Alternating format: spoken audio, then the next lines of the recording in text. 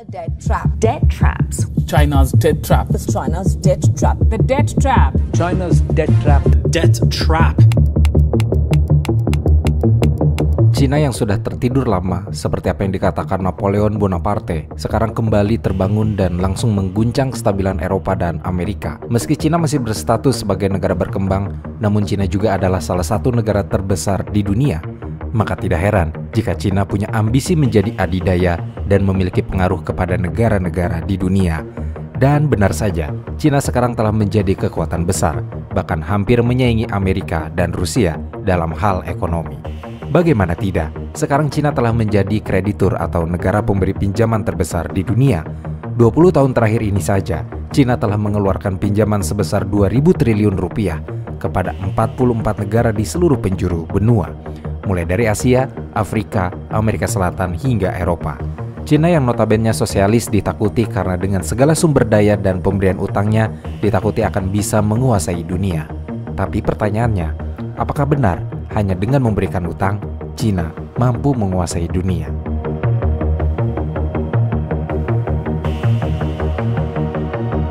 Cina adalah sebuah negara besar yang memiliki sejarah yang panjang. Negeri ini memiliki peradaban tinggi, agung, dan berusia ribuan tahun. Cina berbeda dengan Mesir kuno yang punah atau Romawi yang runtuh. Peradaban Cina masih ada, berdiri, dan kembali menjadi titik sentral dunia untuk saat ini. Tidak heran jika sekarang seluruh universitas dan pengamat politik dunia kembali mempelajari dan mengkaji sejarah, kebudayaan maupun politik dari Cina. Karena hal yang menjadi keanehan adalah Cina mampu membangun ekonomi sedemikian besarnya. Sementara di tataran politik dan ideologinya, Cina masih mempertahankan sistem sosialisme. Dalam banyak pengamatan, ada dua alasan kenapa Cina memiliki kemampuan dalam menerapkan dua sistem. Menjalankan sistem sosialis di tataran politik dan secara bersamaan menerapkan sistem liberalisme dalam pembangunan ekonomi. Pertama, karena perkembangan globalisasi yang telah menembus batas-batas negara dengan tanpa melihat sistem politik apa yang berlaku di seluruh negara, termasuk sistem politik Cina. Sebagai tolak ukurnya, kita dapat melihat bagaimana transnational corporation dunia yang beredar dan memiliki cabang di banyak negara dengan latar belakang politik yang berbeda-beda. Oleh karena itu, dalam konteks globalisasi ini, tidak ada negara yang dapat menghindar, termasuk Cina. Globalisasi ini menjadi inspirasi Cina untuk maju dan menyesuaikan diri dengan perkembangan yang ada. Kedua, apapun alasan dari faktor pertama tadi, namun hal paling pokok adalah kepiawaian para elit politik di Partai Komunis Cina dalam menyesuaikan diri dengan perkembangan ekonomi yang diawali dengan reformasi ekonomi dengan membuat daerah-daerah khusus di pantai timur sebagai daerah industri dan investasi. Selain itu, pemerintah Cina juga meletakkan teknologi dan informasi sebagai salah satu pengembangan utamanya, sehingga dalam beberapa tahun, Cina telah berhasil memiliki beberapa perusahaan yang beroperasi di berbagai belahan dunia. Perkembangan politik di Cina sendiri sangat menarik. Cina yang selama ribuan tahun berbentuk monarki absolut, kemudian berhasil berevolusi menjadi negara republik modern pada tahun 1911. Meski negara yang dipelopori oleh Dr. Sun Yat-sen ini hanya berkembang selama 30-an tahun, namun Cina yang sudah menjadi negara telah merombak penuh sistem kenegaraannya dan diperkokoh dengan pecahnya revolusi komunisme dan berdirilah Republik Rakyat Cina pada tahun 1949 oleh Mao Zedong. Meski Cina telah mengalami beberapa kali pergantian sistem politik, namun perkembangan politik ini jugalah yang membawa arti dan budaya politik di Cina. Karena dalam perjalanan kekuasaan, Cina mengalami pasang surut dan perebutan kekuasaan. Hanya saja dalam perkembangannya, masyarakat Cina, para cendekiawan, para politikus, dan juga elit partai belajar terus-menerus dari pengalaman dan melakukan beberapa perubahan, terutama reformasi ekonomi pada tahun 1978. Disitulah sebenarnya menjadi tonggak kebangkitan ekonomi Cina dan sekaligus menandai proses adaptasi Partai Komunis Cina terhadap perkembangan ekonomi dunia.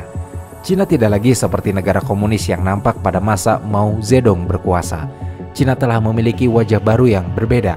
Cina telah muncul menjadi satu kekuatan dunia, namun dengan sistem politik komunis khas Cina.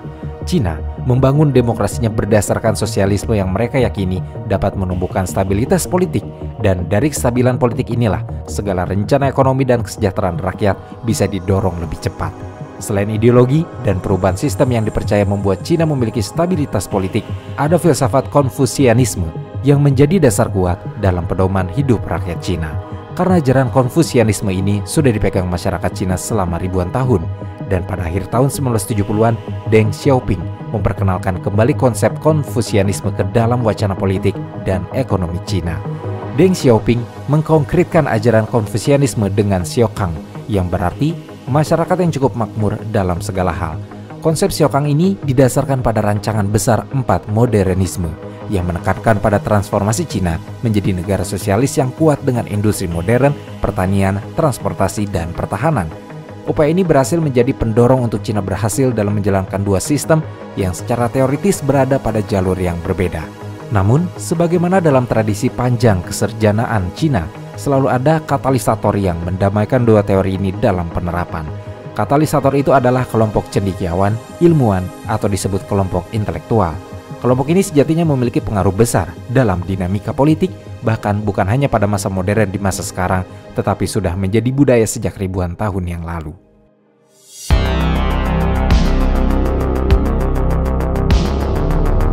Seiring dengan pertumbuhan ekonomi realnya yang luar biasa, Cina muncul sebagai salah satu pemimpin global dalam pembiayaan pembangunan internasional dan saat ini menjadi kreditor resmi terbesar di dunia. Ini bisa dilihat karena dalam 20 tahun terakhir, pemerintah Cina dan bank-bank milik negara telah memperluas kehadiran dan dukungan keuangan mereka dalam skala global. Dilaporkan pada akhir tahun 2020, Cina telah memberikan pinjaman ke negara-negara berkembang di seluruh dunia dengan menyentuh angka 170 miliar dolar. Atau jika sekarang dirupiahkan mencapai angka yang sangat fantastis, yakni 2.550 triliun rupiah. Sebagian besar pinjaman dari Cina digunakan untuk membiayai proyek-proyek infrastruktur besar seperti jalan, jalur kereta, dan pelabuhan, dan juga di sektor pertambangan dan energi.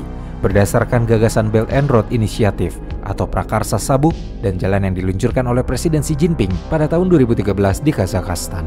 Belt and Road Initiative merupakan proyek prestisius Cina dalam membiayai pembangunan internasional di banyak negara, dengan tujuan memperkuat pengaruh dan dominasi mereka terhadap perekonomian global tentunya. Karena dalam 10 tahun terakhir, Cina terus menggenjot program pembiayaan Belt and Road Initiative kepada negara-negara berkembang dunia. Tercatat, pendanaan infrastruktur internasional ala Beijing ini masih terus menjadi lirikan negara-negara berkembang, dan melalui skema Belt and Road Initiative inilah Republik Rakyat Cina menjelma jadi kreditur atau negara pemberi utang terbesar di dunia. Menurut laporan Aid Data dan Institut Kehl untuk Ekonomi Dunia, Cina telah mengeluarkan 128 pinjaman penyelamatan darurat ke lebih dari 40 negara seperti diantaranya Pakistan, Sri Lanka, Turki, Uganda, Kenya, Maladewa, dan negara berkembang lain, dan hampir 80% pinjaman dilakukan antara 2016 dan 2021. Hal yang membuat Cina menjadi pembicaraan adalah ketika ditemukan fakta bahwa separuh dari pinjaman Cina ke negara berkembang tersebut tidak dilaporkan dalam statistik resmi negara. Karena sebagian besar utang tersebut berasal dari perusahaan milik negara, bank, usaha patungan, dan lembaga swasta, alih-alih langsung dari pemerintahnya, dan inilah yang membuat Cina mematok suku bunga 5% untuk setiap pinjaman atau talangan daruratnya. Angka bunga tersebut relatif terbilang tinggi jika dibandingkan dengan tingkat bunga rata-rata yang diberikan oleh IMF atau Bank Dunia yang memberikan 2% untuk operasi pinjaman non-konsesi atau non-administrasi pemerintahan. Lalu, apa yang akan terjadi jika terjadi gagal bayar?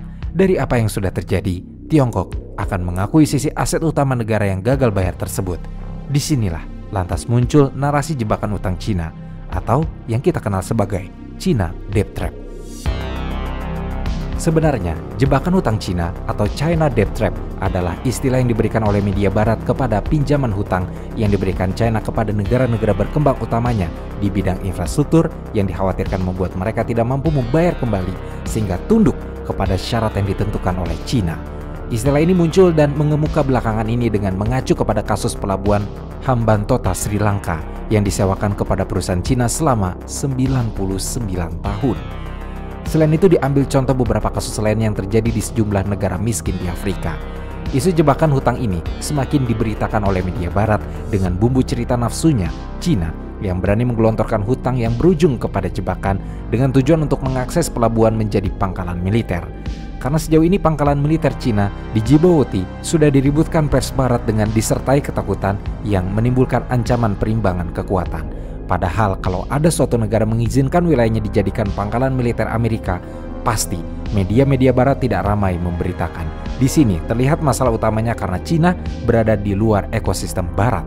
Apalagi Cina punya kedekatan dengan Rusia dan hal ini yang membuat Cina mendapat sorotan negatif. Pemberitaan dari media barat pun terus didukung oleh sistem pemerintahan di sana. Pada tahun 2018, Wakil Presiden Amerika Serikat yaitu Mike Pence bahkan menuduh Cina dengan cerdik memainkan diplomasi perangkap utang untuk menjerat negara-negara kecil dengan tingkat utang tidak produktif yang sangat besar. Secara lebih spesifik, Pence mengatakan bahwa Cina membujuk negara-negara terbelakang dan berkembang untuk meminjam dan membangun proyek-proyek infrastruktur yang secara ekonomi tidak layak, yang pada akhirnya membuat Cina mengambil kendali atas aset-aset strategis dari negara-negara peminjam ketika negara-negara peminjam tersebut mengalami gagal bayar. Selain apa yang disampaikan Wakil Presiden Amerika dalam wawancara dengan BBC pada bulan Desember tahun 2021, Richard Moore, mantan kepala Badan Intelijen Inggris yang dikenal dengan M16, mengatakan hal yang sama, bahwa Cina menggunakan hal yang disebut jebakan utang untuk menggunakan kebijakan ekonominya dalam pengaruhnya atas negara-negara lain. Bahkan Moore memperingatkan tentang jebakan data yang akan mengancam kedaulatan. Karena menurut Moore, Cina memiliki kapasitas untuk mengumpulkan data dari seluruh dunia dan menggunakan uang untuk membuat orang-orang terperangkap. Dua contoh yang sering diberikan untuk mendukung teori jebakan utang Cina adalah proyek pelabuhan Hambantota dan Bandara Internasional Matala Rajapaksa yang didanai Cina kepada Sri Lanka. Namun, jika dilihat lebih dekat, akan terlihat bahwa keputusan politik dalam negeri yang tidak berperasaanlah yang mendorong negara kepulauan ini ke dalam krisis yang parah. Krisis pembayaran dan kenaikan utang luar negeri lah yang secara eksponensial membuat negara Sri Lanka bangkrut. Dan perlu diketahui, ketidakmampuan negara untuk membayar utang bukanlah penyebab dari krisis, melainkan merupakan akibat dari krisis. Lagi pula, ide awal pelabuhan Hambantota tidak diusulkan oleh Cina. Ini pertama kali diperdebatkan oleh anggota DPRD Sri Lanka, Rajapaksa pada tahun 1970-an. Kemudian pada tahun 2006, dengan studi kelayakan yang dilakukan oleh perusahaan Denmark Rainbow, pemerintah Sri Lanka pada awalnya mendekati India dan Amerika Serikat untuk mendapatkan pendanaan. Namun, tanggapan dingin dari kedua negara membuka pintu bagi perusahaan konstruksi Cina yang bernama China Harbour Group dengan pendanaan dari China Exim Bank. Perusahaan asal Tiongkok tersebut pun memenangkan kontrak tersebut. Pada akhirnya, pada tahun 2017, Sri Lanka sepakat menyerahkan saham mayoritas 70% di pelabuhan itu kepada badan usaha milik negara China Merchants dengan masa sewa 99 tahun sebagai imbalan atas suntikan investasi lebih besar dari Cina. Analisis yang dilakukan oleh lembaga kajian Inggris yaitu Chatham House tentang proyek mempertanyakan apakah narasi jebakan utang ini benar, mengingat kesepakatan itu didorong oleh motivasi politik setempat dan faktor bahwa Cina tidak pernah menguasai kepemilikan pelabuhan secara resmi. Chatham House menggarisbawahi bahwa sebagian besar total utang Sri Lanka bukan kepada para pembeli pinjaman dari Cina, dan tidak ada bukti bahwa Cina menggunakan kedudukannya untuk mendapatkan keuntungan militer strategis dari pelabuhan. Pemberitaan kebangkrutan Sri Lanka menjadi kabur karena berita-berita bantahan dari pemerintahan Sri Lanka, tenggelam oleh berita mainstream dari media barat yang disertai embel-embel pemerintah yang korup dan tidak transparan. Meskipun begitu, tidak diragukan lagi bahwa keterlibatan Cina dalam bidang ekonomi di Sri Lanka meningkat selama 1 dekade terakhir, dan muncul kekhawatiran jika hal itu dapat digunakan untuk mengusung ambisi politiknya di kawasan Asia. Peminjaman utang Cina di benua Afrika pun adalah stereotip lain yang harus dibantah. Tidak ada keraguan bahwa dalam 20 tahun terakhir, Cina telah membangun proyek infrastruktur besar di 16 negara Afrika dengan menciptakan 25 zona kerjasama ekonomi dan perdagangan. Cina terus melakukan investasi besar-besaran di seluruh benua selama pandemi COVID-19 kemarin. Data tersebut dengan jelas menunjukkan bahwa Afrika saat ini tidak menghadapi jebakan utang Tiongkok yang besar. Padahal, total utang 10 negara Afrika terbesar ke Cina mencapai 109,2 miliar dolar Amerika atau setara 1.707 triliun 391 miliar 140 juta rupiah hingga saat ini. Terlebih lagi, permasalahan ini akan semakin terpecah jika negara Angola dapat dianggap sebagai negara yang dikecualikan, karena negara ini menyumbang hampir 44% dari total utangnya. Faktanya, negara-negara Afrika sangat ingin membangun identitas mereka dan tidak lagi ingin dikategorikan sebagai negara pencari amal. Sebaliknya, negara-negara di Afrika lebih senang diperlakukan sebagai mitra dagang. Cina menyadari perubahan paradigma ini dan bertindak dengan cepat. Amerika dan sekutunya gagal menyelaraskan kembali kebijakan mereka di Afrika. Hal ini terlihat dari beberapa indikator perekonomian di benua Afrika yang meliputi ekspor, impor, perdagangan, dan investasi asing langsung di Afrika.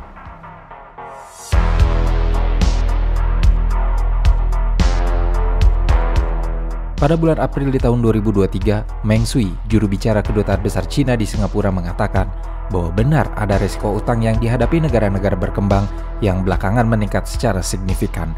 Dan sepanjang Cina mulai menjadi kreditur dengan meminjamkan uang ke negara-negara berkembang seperti Afrika, memang banyak negara-negara di Afrika yang gagal membayar.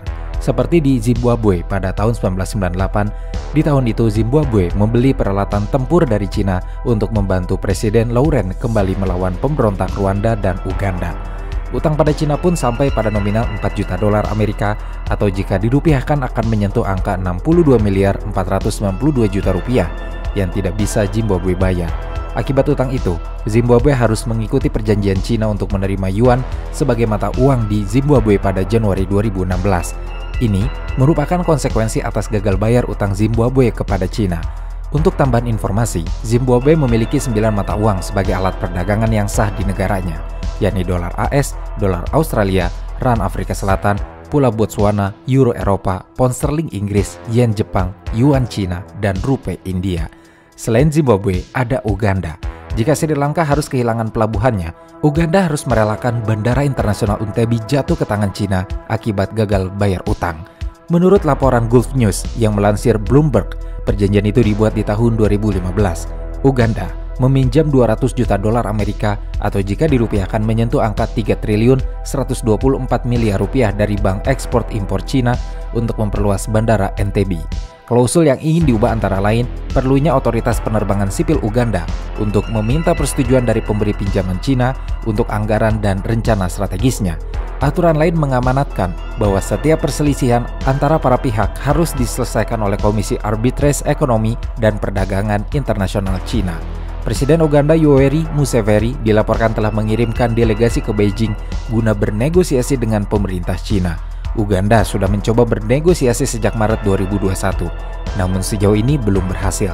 Pinjaman itu sendiri memiliki tenor 20 tahun, termasuk masa tenggang 7 tahun. Uganda menyerahkan satu-satunya bandara internasionalnya pada Cina, bandara yang menangani lebih dari 1,9 juta penumpang per tahun. Sama halnya dengan Zimbabwe, Kenya hampir mempunyai cerita yang sama. Proyek kereta api standar George Railway yang menghubungkan antara kota Mombasa dan kota Nairobi membuat Kenya terjebak dalam jerat utang. Kenya awalnya meminjam 3,6 miliar dolar dari Bank Exim Cina guna membangun rute dari Mombasa ke Nairobi. Pemerintah lalu meminjam lagi 1,5 miliar dolar untuk memperpanjangnya ke Naivasha, sebuah kota di Central Rift Valley. Dalam peminjaman ini, total Kenya memiliki utang sebesar 4,9 miliar dolar Amerika atau jika dirupiahkan menyentuh angka 76 triliun 515 miliar 460 juta rupiah. Dan jika Kenya tidak bisa membayar utang, maka pelabuhan Mombasa, aset paling berharga di negeri itu, diyakini akan diambil alih oleh Cina. Namun dalam hal ini, pemerintah Kenya dan Cina menyangkal hal tersebut di mana Mombasa disebut bukan jaminan pinjaman itu. Ada juga Pakistan. Sebagaimana dimuat kantor berita India News, Cina menjerat Pakistan dengan suku bunga tinggi, dengan persyaratan pembayaran yang sangat kaku dan transparansi amat minim. Pakistan sendiri memiliki 26 proyek dengan Cina yang tertuang dalam China-Pakistan Economic Corridor. Ini termasuk 8 proyek energi, 4 transportasi, 1 komunikasi, 3 pendidikan, 2 perbankan dan jasa keuangan, 1 konstruksi dan rehabilitasi, serta 2 pemerintah dan masyarakat sipil. Kekhawatiran pada utang Cina yang menggelembung di Pakistan sudah muncul sejak tahun 2021. Menurut sebuah studi Dana Moneter Internasional, pada bulan April di tahun 2021, utang luar negeri Pakistan menggelembung menjadi 90,12 miliar dolar Amerika, atau jika dirupiahkan mencapai angka yang lumayan fantastis, yaitu 1 triliun 407 miliar 228 juta 306 ribu rupiah. Dan kota Islamabad berutang kepada Cina 24,7 miliar dolar atau lebih dari 27% beban utang Pakistan. Lanjut ada juga Maladewa. Awalnya Maladewa meminjam dana sebesar 200 juta dolar Amerika atau setara dengan 2 triliun untuk menghubungkan pulau ibu kota Male ke pulau Hulu Male, di mana bandara dan lahan luas masih banyak tersedia. Hal ini diharapkan dapat menjadi jalan keluar mengenai keterbatasan lahan properti dan akses menuju kawasan ekonomi baru. Jembatan itu rampung di tahun 2018 dan diberi nama China-Maldives Friendship Bridge. Selain jembatan, Maladewa juga harus meminjam uang untuk pengembangan infrastruktur lainnya. Beberapa mantan pejabat Maladewa dan perwakilan Cina menunjukkan angka utang terbaru. Mereka menyebutkan Maladewa berutang ke Cina antara 1,1 miliar dolar hingga 1,4 miliar dolar. Angka ini masih merupakan jumlah yang sangat besar untuk negara pulau dengan pendapatan produk domestik bruto atau PDB sekitar 4,9 miliar dolar per kapita. Negara yang bergantung dari sektor pariwisata ini sangatlah terpukul oleh pandemi COVID-19, dan jika pendapatan pemerintah Maladewa turun, mungkin sulit untuk membayar kembali pinjaman pada tahun 2022-2023. Cina bekerja sama dengan pemerintah Indonesia untuk membangun rute kereta api cepat Bandung-Jakarta sepanjang 140,9 km. Rute ini akan menghubungkan 4 stasiun, dan di setiap stasiun akan dibangun transit-oriented development untuk mendorong lahirnya sentra ekonomi baru di koridor Jakarta-Bandung. Proyek kereta cepat Jakarta-Bandung dibangun oleh PT Kereta Cepat Indonesia-Cina yang merupakan gabungan konsorsium BUMN Indonesia dan konsorsium China Railways dengan skema business to business. Ketika meresmikan proyek ini di Bandung pada 2016 silam, Presiden Joko Widodo menjelaskan skema pembiayaan kereta cepat yang tidak menggunakan APBN. Karena kata Presiden Indonesia, APBN diperuntukkan bagi infrastruktur luar Jawa, misalnya jalan tol Makassar-Manado dan kereta di Papua. Namun belakangan, proyek ini diliputi kontroversi. Proyek yang semula dirancang menelan biaya 6,7 miliar dolar atau sekitar 88 triliun rupiah dilaporkan mengalami pembengkakan biaya sebesar 23% atau sekitar 20 triliun rupiah yang akhirnya ditanggung oleh pemerintah Indonesia. Kini muncul seruan agar pemerintah Indonesia mengkaji ulang proyek ini yang diperkirakan akan mengalami kerugian dan semakin membebani keuangan negara setelah pandemi COVID-19.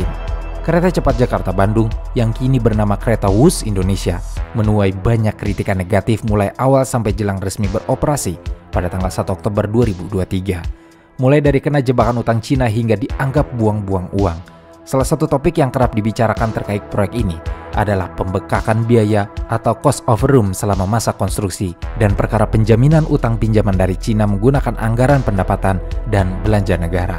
Terbaru, Menteri Keuangan Sri Mulyani Indrawati menerbitkan aturan terkait penjaminan pemerintah untuk memperoleh pendanaan atas pembengkakan biaya selama masa konstruksi proyek kereta cepat. Secara total utang Indonesia dalam proyek kereta cepat mencapai 73,1 triliun. Maka, dengan asumsi bunga 3,4% dan tenor 30 tahun, bisa dihitung estimasi besaran total utang kereta cepat yang harus dibayarkan pemerintah Indonesia. Berdasarkan perhitungan itu, maka pemerintah Indonesia wajib membayar utang kereta cepat selama 30 tahun mencapai 75 triliun rupiah. Pengamat ekonomi dari Institute for Development of Economics and Finance, Rizal Taufikur Rahman, mengaku sudah memprediksi proyek ini bakal bermasalah. Rizal menilai bunga pinjaman yang dipatok Cina sebesar 3,4% tidak bijak karena prospek bisnis pengoperasian kereta cepat belum tentu menguntungkan. Belum lagi ongkos pengelolaan yang tidak murah. Dengan segala pertimbangan itu, konsorsium Indonesia dipastikan bakal kesulitan membayar utang tersebut sehingga ujung-ujungnya mengandalkan APBN. Sementara kondisi APBN sudah sangat terbebani dengan besaran utang yang kian membengkak. Apalagi kalau nanti harus ikut menanggung pembiayaan IKN. Pemerintah Indonesia disarankan menguatkan lobi ke Cina agar kembali ke proposal awal pembiayaan di mana bunga pinjamannya sebesar 2% dengan tenor selama 40 tahun. Apalagi, proyek kereta cepat ini investasinya dinilai kelewat mahal dengan rute yang terlalu pendek. Ini pula yang jadi alasan banyak negara di dunia enggan mengembangkan kereta cepat. Negara tetangga terdekat dari Indonesia, yaitu Singapura, Malaysia juga membatalkan proyek kereta cepat mereka meski konstruksinya sudah terlanjur dibangun sebagian. Alasannya, biaya yang harus dikeluarkan dianggap memboroskan anggaran negara. Sebagai perumpamaan besarnya nilai investasi kereta cepat, dana 108,14 triliun rupiah dipakai untuk pembangunan kereta cepat dengan lintasan hanya sepanjang 142,3 km yang menghubungkan Halim dengan Gede Bagi. Apabila dana sebesar itu dipakai untuk infrastruktur lain seperti jalan tol, maka 108,14 triliun rupiah setara dengan biaya investasi pembangunan jalan tol Trans Sumatera sepanjang 1081 km. Padahal, sampai Bandung saja beban utang Indonesia ke Cina diperkirakan baru lunas dalam waktu 80 tahun. Namun kerjasama Indonesia-Cina bukan hanya ada di kereta cepat Jakarta-Bandung, namun sudah banyak proyek. Waduk Jati Gede misalkan. Waduk Jati Gede dibangun dengan pembiayaan dari utang luar negeri Cina yang sebesar 215,62 juta dolar Amerika. Letak waduk ini ada di Sumedang, Jawa Barat dan merupakan waduk terbesar kedua setelah Waduk Jatiluhur. Meski pembangunannya sudah dimulai sejak pemerintahan Presiden Soekarno, namun waduk ini direalisasikan oleh Presiden SBY dan baru diresmikan oleh Presiden Jokowi pada tahun 2015 lalu. Waduk ini selain menjadi sumber pengairan bagi wilayah di sekitarnya, juga menjadi PLTS 110 MW yang dapat menampung 975,5 juta meter kubik air, menjadi pengendali banjir dan telah dikembangkan juga menjadi objek wisata. Waduk Jati Gede dikatakan sebagai pilot proyek antara Indonesia dan Cina dalam pengembangan sumber daya air. Selain Jati Gede, Cina diketahui juga tertarik untuk mengembangkan Waduk Pelosika di Sulawesi Tenggara, Waduk Rokan Kiri Riau, Waduk Jenelata Sulawesi Selatan, dan Waduk Riam Kiwa di Kalimantan Selatan, yang kesemuanya dinilai memiliki kapasitas pembangkit listrik yang sangat besar. Ada juga jalan tol Medan Kuala Namu. Pada tahun 2018, pemerintah meresmikan jalan tol Medan Kuala Namu sepanjang 61,8 km yang juga dibangun dengan pembiayaan pinjaman dana dari Ceksim Cina dengan utang sebesar 122,43 juta dolar Amerika atau jika dirupiahkan menyentuh angka 1.910.367.112.000 rupiah. Selain tol ada juga pelabuhan, yakni Pelabuhan Kuala Tanjung. PT Pelindo 1 bekerja sama dengan Port of Rotterdam Authority Belanda dan Zhejiang Provincial Seaport Investment Operation Group & Co. Limited. Cina mengembangkan Pelabuhan Kuala Tanjung, Sumatera Utara. Tahun 2019 lalu, pelabuhan ini memiliki dua fungsi, yakni sebagai pusat transshipment atau alih muatan, dan sebagai pelabuhan yang terintegrasi dengan kawasan industri. Dengan dikembangkannya pelabuhan ini, diharapkan biaya logistik Indonesia bisa ditekan dan menjadi kompetitif dengan negara lain di dunia. Pelindo dikabarkan meminjam dana ke Belanda dan Cina tidak kurang dari 12 triliun untuk proyek ini.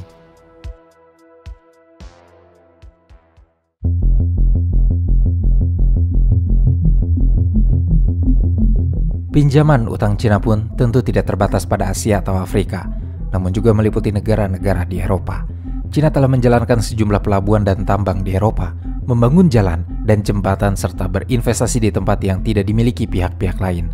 Yunani salah satunya, karena pelabuhan Piraeus di Yunani setelah mendapat bantuan utang dari Cina berhasil keluar menjadi salah satu pelabuhan terbesar di Eropa. Selain Yunani, ada juga kota Bor di Siberia. Setelah kota ini mendapat banyak pinjaman utang dari Cina untuk tambang tembaga, kota ini sudah selayaknya kota seperti di provinsi Cina. Karena para pekerja meneriakkan instruksi dalam bahasa Mandarin, bendera-bendera berwarna merah berkibar di kantor-kantor administrasinya menyerupai kuil. Terakhir ada Montenegro, negara Balkan yang berada di luar orbit peraturan Uni Eropa. Montenegro meminjam ke Cina sebesar 1 miliar dolar atau setara dengan 14,5 triliun untuk membuat jalan tol yang menghubungkan pelabuhan Bar di Laut Adriatik di selatan ke perbatasan Serbia di utara. Untuk itu, mengklasifikasikan investasi Cina di negara-negara berkembang sebagai alat kebijakan neokolonialis yang dirancang secara strategis adalah hal yang berlebihan. Karena pengamat yang tidak memihak sekalipun mungkin tidak akan memberikan catatan ketakutan pada Cina dengan Project Belt and Road inisiatifnya. Karena ada banyak ketakutan ketika negara-negara menerima investasi Cina, mereka diharapkan memihak Cina di berbagai forum internasional dan tidak mengutuk Cina atas masalah geopolitik, mulai dari Taiwan hingga kekejaman yang disponsori negara Cina terhadap etnis Uighur. Selain itu, terdapat tuduhan serius yang menunjukkan bahwa perusahaan Cina menggunakan cara yang tidak adil untuk memenangkan kontrak di luar negeri. Dalam bukunya The Long Game, China's Grand Strategy to Displace American Order, mantan rekan Brookings yaitu Russ Doshi menjelaskan 3 strategi Cina untuk menggantikan hegemoni Amerika. Strategi pemindahan yang pertama antara tahun 1989 sampai tahun 2008 adalah dengan secara diam-diam menyebarkan pengaruh Cina kepada Amerika. Strategi pemindahan yang kedua antara tahun 2008 sampai tahun 2016 adalah membangun fondasi hegemoni Cina di Asia yang diluncurkan setelah krisis keuangan global. Peluncuran strategi perpindahan ketiga ini bertepatan dengan Brexit, era Trump, dan buruknya penanganan COVID-19 di negara-negara barat. Pada fase ini, Cina bertujuan untuk mengganggu dominasi Amerika sebagai pemimpin global.